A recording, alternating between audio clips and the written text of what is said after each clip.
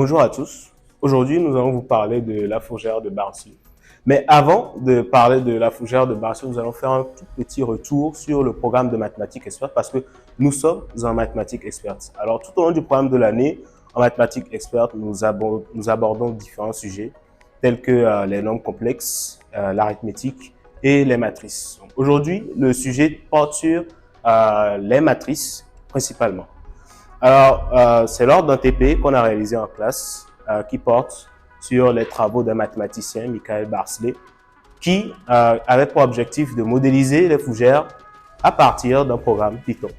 Donc, aujourd'hui, le sujet dont nous allons parler, c'est comment est-ce que Michael Barsley a, à travers le logiciel Python, réussi à modéliser feuilles de fougères. Il a réalisé le modèle de la fougère dans le cadre de ses études et dans le cadre de développer les systèmes d'itération, les systèmes itérés plutôt. Donc son objectif, c'était de trouver un moyen d'expliciter le concept de fractal à travers un exemple simple et abordable pour les étudiants et pour les individus intéressés.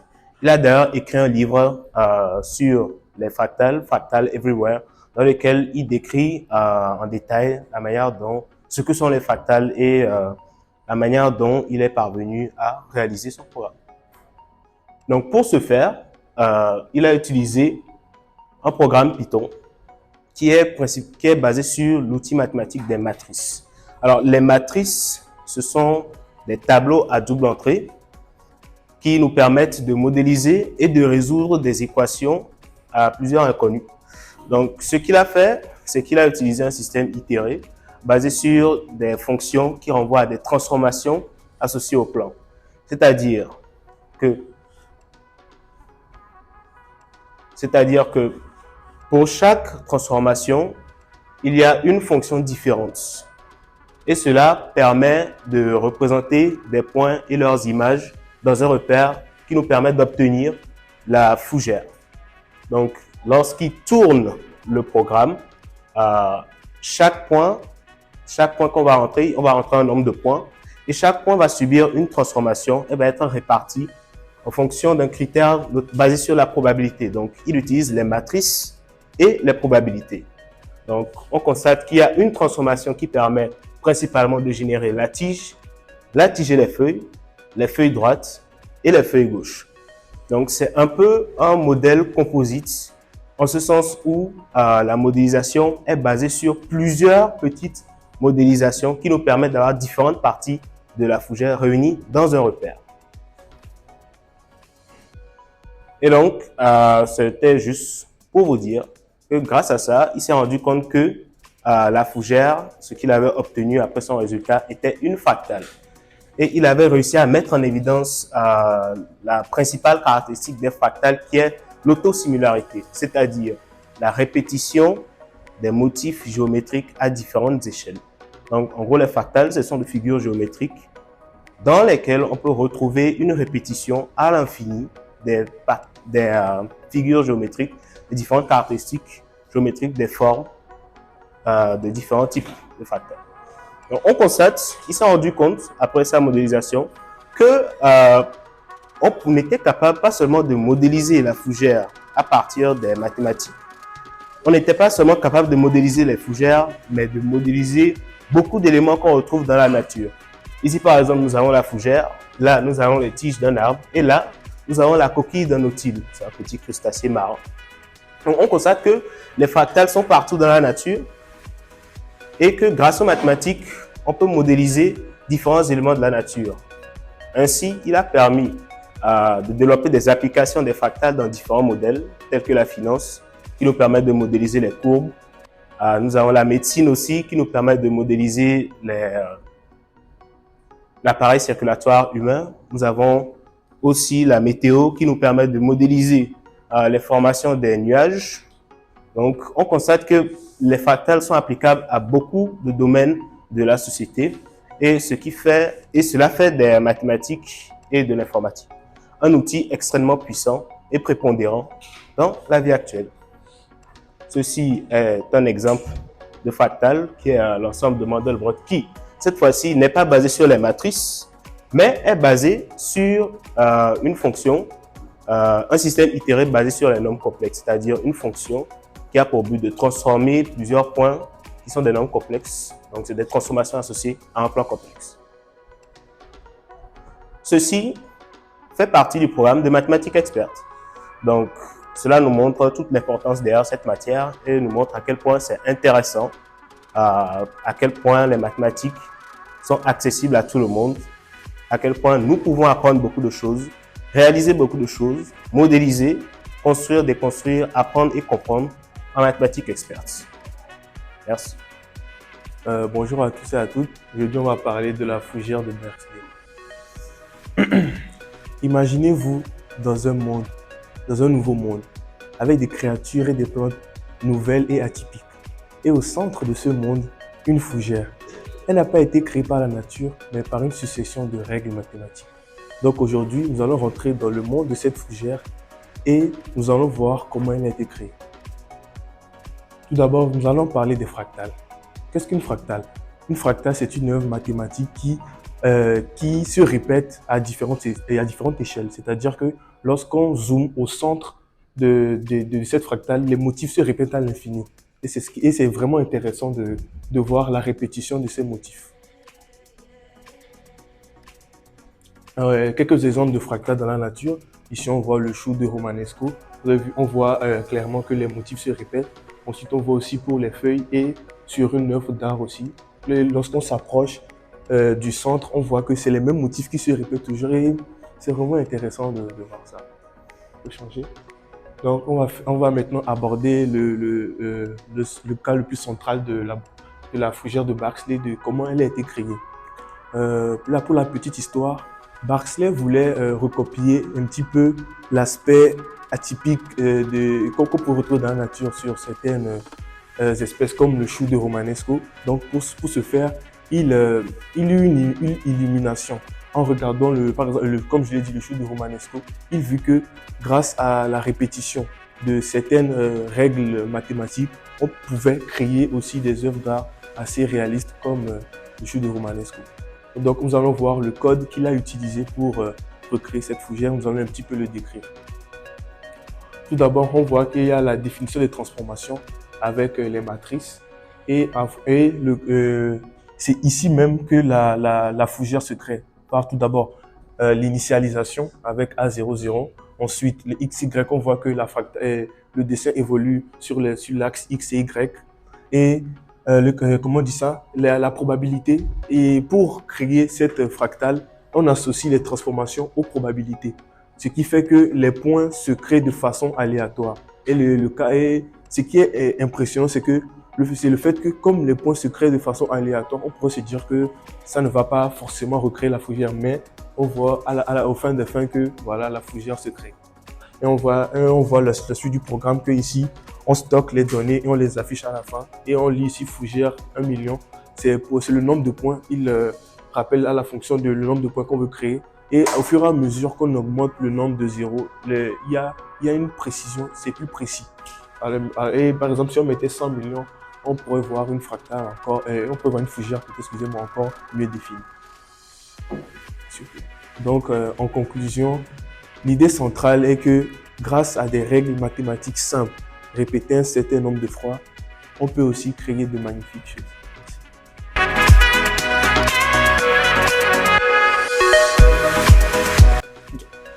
Bonjour, alors aujourd'hui, on va parler de quelque chose d'ordinaire, de bizarre, d'étrange, d'insolite.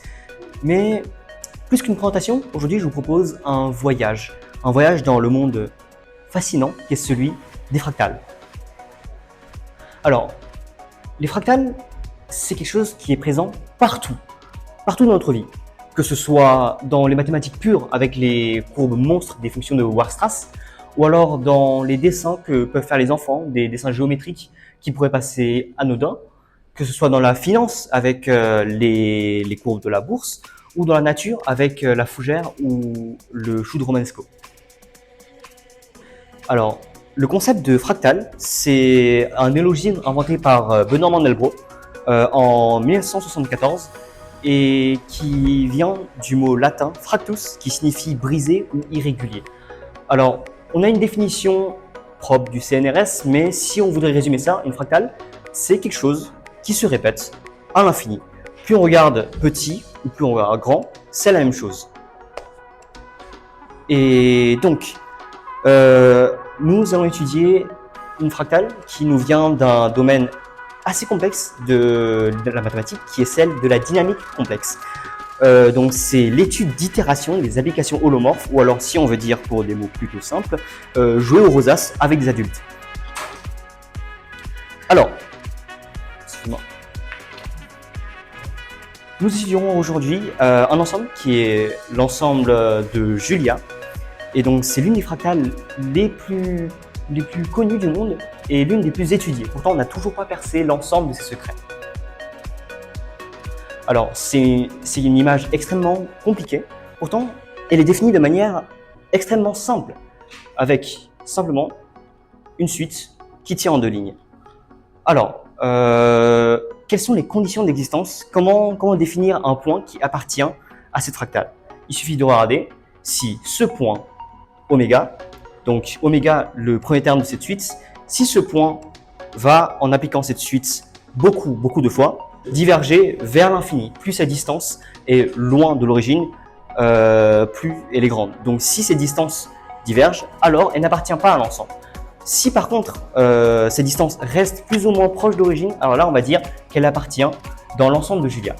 Eh bien, nous allons définir les points qui divergent les plus rapides. On prend une certaine couleur. Ceux qui sont les plus lentes, on prend une autre. D'où les images trichéridiques qu'on a pu obtenir en modélisant cette suite.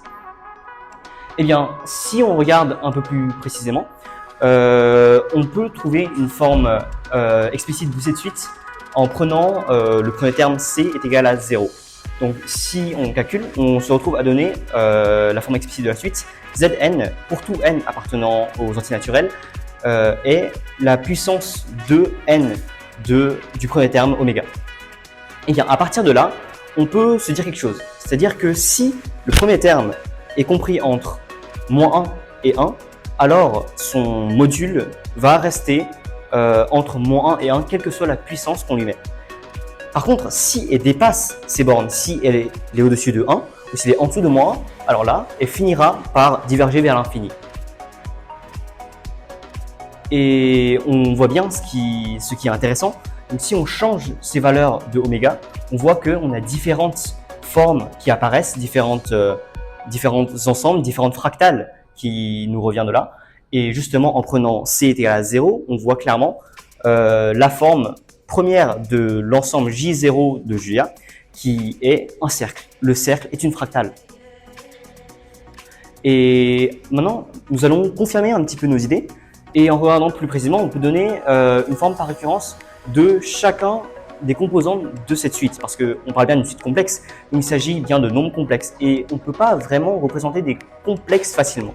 Par contre, on peut se représenter leur partie réelle et leur partie imaginaire. Alors, ce qu'on va faire, si on applique le nombre Zn au carré, on obtient Zn plus 1. Et on finit par retrouver cette forme par récurrence, donc xn au carré moins yn au carré, ou alors 2xn yn qui nous vient des polynômes. Et donc là, à partir de là, on peut écrire un programme Python qui nous permet de modéliser cette suite. Donc on voit bien là, on initialise, puis on répète 10 fois, juste pour voir qu'est-ce que ça pourrait donner, les itérations de cette suite. Donc là, on voit bien les parties réelles et imaginaires, puis le module qui est exprimé avec la racine au carré. Et donc là, on voit bien, si on prend donc d'abord une valeur dont le module est inférieur à 1, alors là, on voit bien que plus on augmente, plus ça devient petit. Plus on itère la suite, plus on obtient des valeurs petites. Des 10 puissance moins 86, c'est une valeur infiniment petite. On ne peut même pas s'imaginer à quel point c'est petit. Si on prend une valeur parfaite avec un module égal à 1, on voit bien que ça reste à 1. Ça ne va jamais bouger. Et si on prend quelque chose qui est supérieur à 1, ici avec un module de racine de 2, là, on voit bien que ça diverge tellement rapidement qu'au bout de quelques itérations, on atteint les 10 puissance 77. Par contre, à partir de là, on peut aussi observer les limites de l'informatique.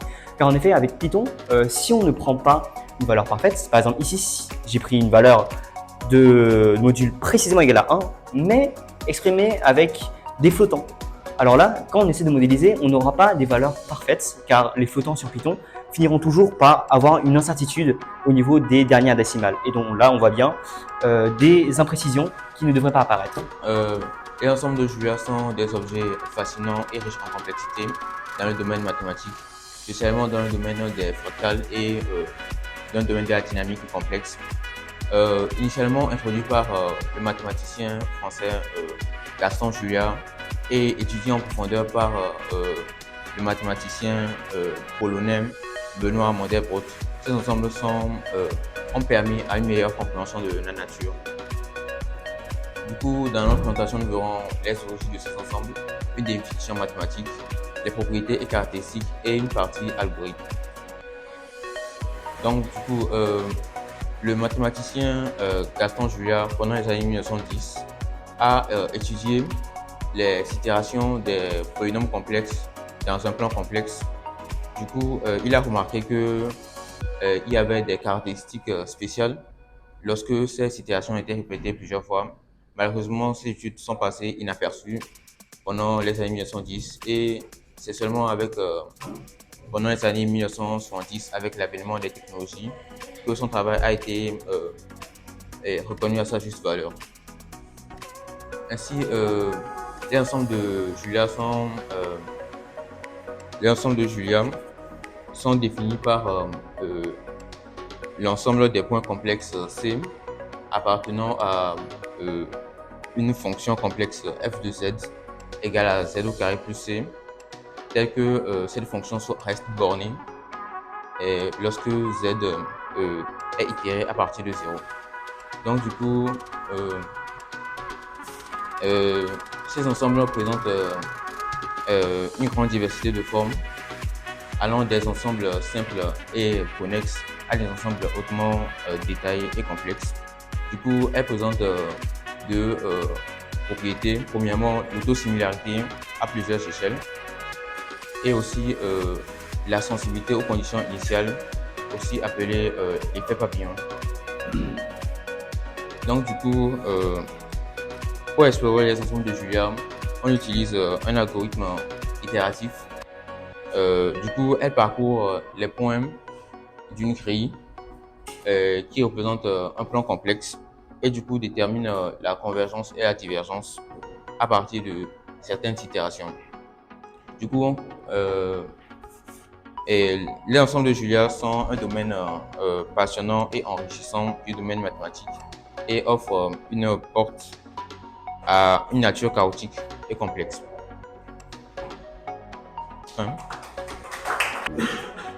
Bonsoir à tous. Donc aujourd'hui, je vais vous présenter les ensembles de Julia.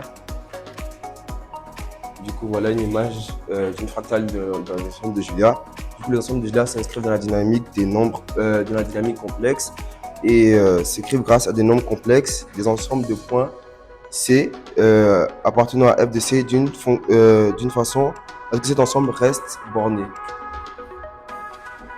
Donc voilà l'exemple de quelques fractales que nous pouvons entrer dans la lecture. Donc tout d'abord, la fractale est une forme géométrique qui se répète à l'infini, c'est-à-dire que ce soit la plus petite échelle, comme on peut voir avec le chou romanesco, avec le brocoli romanesco, soit à la plus petite échelle ou à la plus grande échelle possible, toujours la même forme qui se répète d'une manière identique. Et là, nous avons aussi une autre forme qui était la tête d'un ananas. Du coup, pour répondre à pour présenter cela, moi j'ai étudié sur l'application GeoGebra. Et du coup, soit Zen, la suite qui associe des modules de Z, il y a deux cas possibles. Nous avons le cas lorsque le module de Z0 est inférieur ou égal à 1. Nous avons les points de la suite des modules de Z qui sont compris dans le cercle trigonométrique. On peut dire que la suite est bornée par 1 et moins 1. Donc ça veut dire que les différents points de cette suite s'inscrivent dans l'ensemble de Julia. Lorsque le module de Z0 est supérieur à 1, la suite Z ne converge pas. La suite Z est divergente. Donc, les points ne sont pas compris dans l'ensemble de Julia. Voilà le premier cas, là où le module de Z0 est inférieur ou égal à 1. On peut voir ici, j'écris un nombre complexe, 3pi, racine de 3 sur 2 plus 1 demi de i. Et nous voyons là la première image. En fait, il y a une sorte de périodicité qui se crée et les points se replacent, c'est-à-dire au bout d'un moment, ils se replacent au même endroit. Et là, nous avons une deuxième image, là où le module de Z0 est inférieur à 1 avec cause de 2pi sur 3 plus signe de 2pi sur 3i.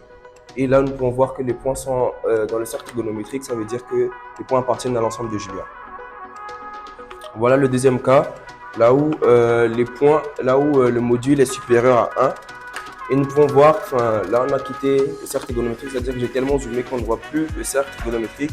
Et nous pouvons voir apparaître Z1 ici, les autres points Z2 là, les autres points sont beaucoup plus loin. Donc nous pouvons voir que les points ne sont pas bornés. Donc voilà.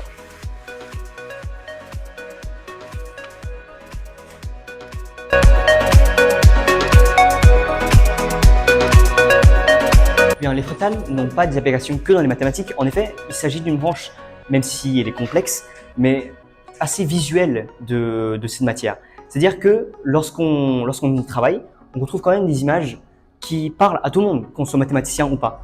Et là, on a bien une forme de l'ensemble de Mandelbrot définie avec les modules avec des valeurs absolues plutôt que les valeurs directes de cet ensemble de Mandelbrot. Et là, on voit bien des images qui parlent à tous. Avec un titre donné, le burn-in chip, on le voit très rapidement. On voit très simplement une image qui nous évoque à chacun des émotions différentes. Et de là, on voit bien une application des mathématiques dans les arts, notamment avec la naissance, l'avènement, l'apparition d'un nouveau mouvement qui est le mouvement fractaliste. Et il devait y avoir l'esthétique de la fractale sera absorbée dans la pop culture, notamment dans un mouvement qu'on appelle le Vaporwave, qui sont ces images psychédéliques des années 2010 qu'on voit un peu partout sur Internet. Et avec l'avènement de l'IA, on a aussi la possibilité de créer de nouvelles images, de nouvelles fractales, générées justement à partir d'algorithmes ou de programmes en analysant des images, et on peut obtenir des résultats surprenants avec des concepts mathématiques. Et donc là, on voit bien une progression dans la recherche de l'esthétique qui n'est pas sans rappeler les arabesques du passé. Eh bien, merci beaucoup pour votre attention pour ma présentation. Et c'est la fin de notre voyage. Bienvenue au monde réel.